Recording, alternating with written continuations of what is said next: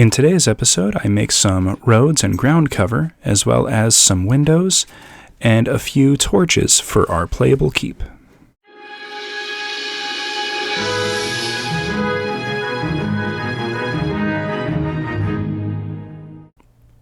To start things off, I just did a few touch-ups of some areas that I had missed in the previous few episodes, like using a little bit of Mars Black to hide the seams and areas that the two panels are going to connect.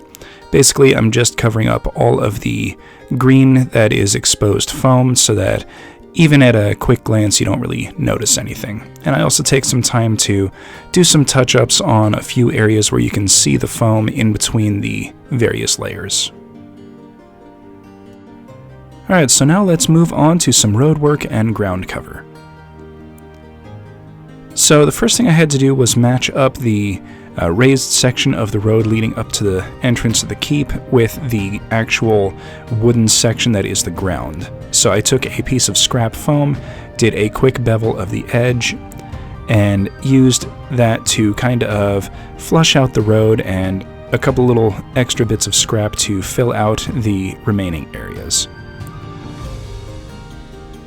And while that's drying, we can go ahead and start paving our road, starting at the top at the entrance to the keep.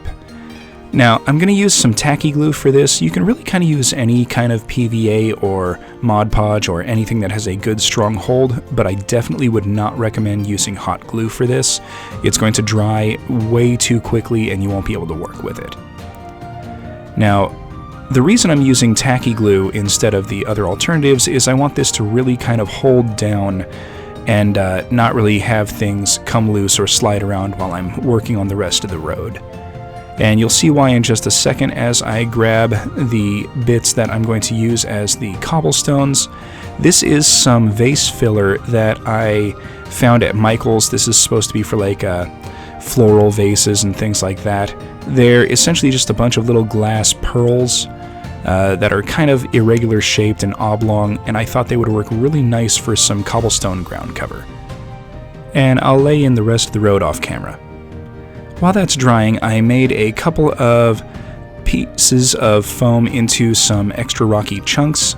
These are going to help fill out a couple of areas on the board that I didn't quite measure the elevation correctly, so I just gave them a quick seal with the black Mod Podge paint, then the stippling on of the gray, and then the various colors, and then once that was fully dry, I gave it the dry brush with some neutral gray just to kind of blend everything together and match it up with the rest of the terrain.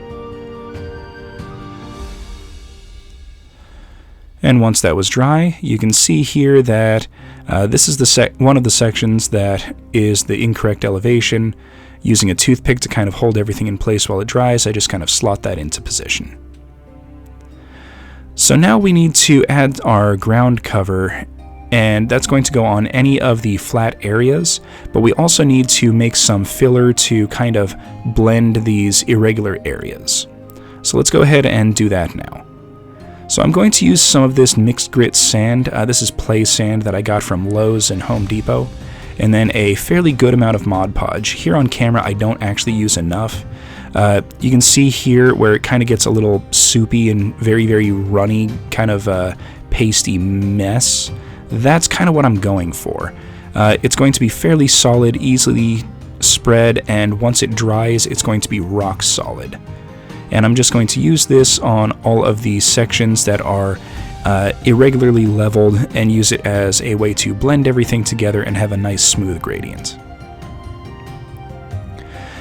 Now that that's applied, we're going to actually put down our ground cover, and I'm going to do this in patches. I learned in the past that trying to do the entire board all at once is a next to impossible task. The glue dries a little bit too quickly for that.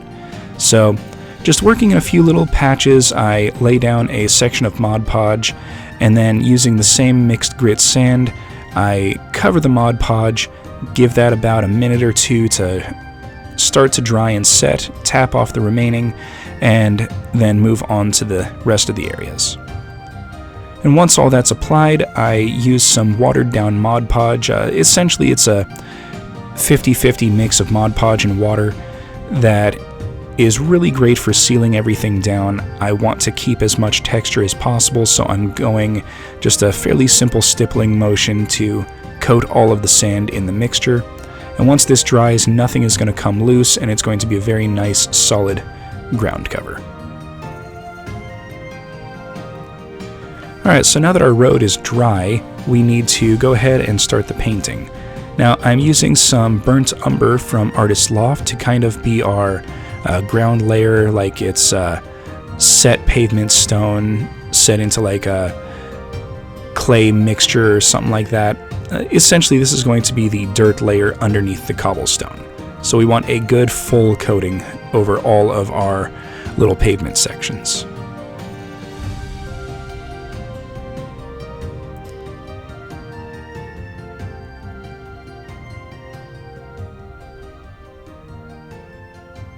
Now once that's dry, we're going to do a overbrush of some gray from Artist Loft.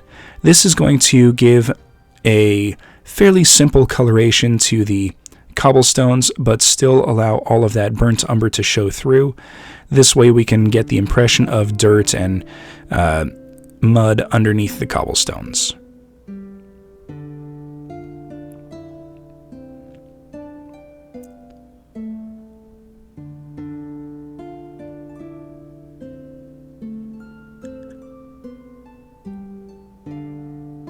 And then I finish it up with a dry brush of neutral gray just to kind of give a little bit of reflected light off the top of the cobblestones.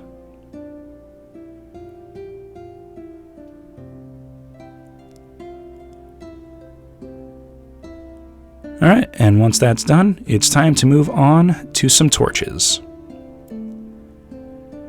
Now, these are going to be made out of these. These are 3/4 inch long pieces of coffee stick that I cut along with a few ends of toothpicks, and this, our secret ingredient. This is a mini clothespin, but we want the spring on the inside of it, not the clothespin itself. So the first thing I did was I bent the ends straight, just to give a couple of little extended prongs here. And once that's done, we're going to use it as a guide to drill a couple of holes through the mounting plate that's going to set on the wall.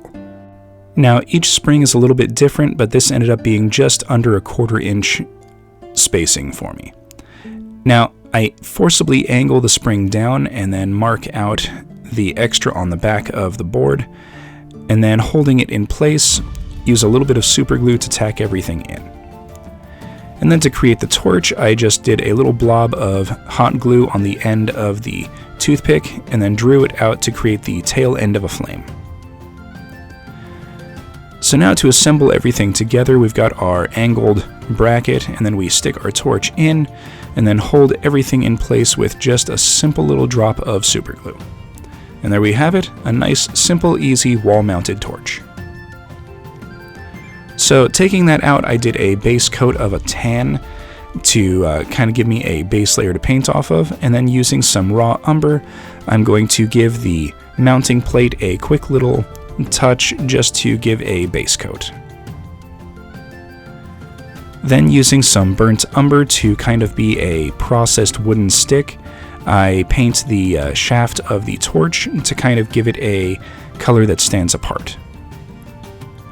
And then a simple little dry brush, almost an overbrush of raw sienna, and we've got a nice little wooden mounted plate. Then using some silver, I do a quick touch over the spring to kind of give it a metallic sheen. And while that's drying, I do some orange over all of the flame section, then go back to the spring with a little bit of metallic bronze. Now going about 1/3 of the way up the flame, I coat it with some brilliant yellow, and then just on the tail end of the flame, I do some crimson to give it a kind of fire appearance. Alright, so now let's finish out with some leaded windows.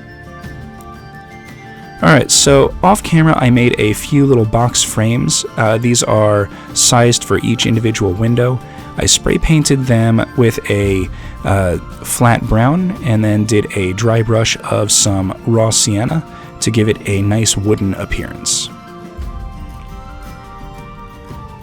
So to assemble everything together, I take what's going to be the interior frame and coat one side with some tacky glue, put a acrylic sheet over the top of that to kind of cement it down, then use a little bit more tacky glue around the edges, and then once that's been applied, I take a black metal mesh and place that on. Then taking what's going to be the outer frame, apply a little bit more tacky glue, place that face down on the whole thing, and then clamp it shut so that it dries in place, and then we've got a nice, simple window frame. Now, using a little bit of tacky glue on the top and bottom of it, I carefully insert it into the gaps where the window frames fit, and they work out really nice. They fit very snug, and I don't really know that I needed the tacky glue, but it's nice to know that they're never going to come out. Alright, and just like that, part 4 is finished. Alright, and that is going to be it for today. Now, I did a quick little decorative setup on the interior here. We've got a little market set up for the exterior in the courtyard, and on the interior I set up a quick little arrangement for the library, a couple of storage rooms, and the main hall. So thank you everyone for watching. Tune in next time where we start work on a blacksmith and a stables.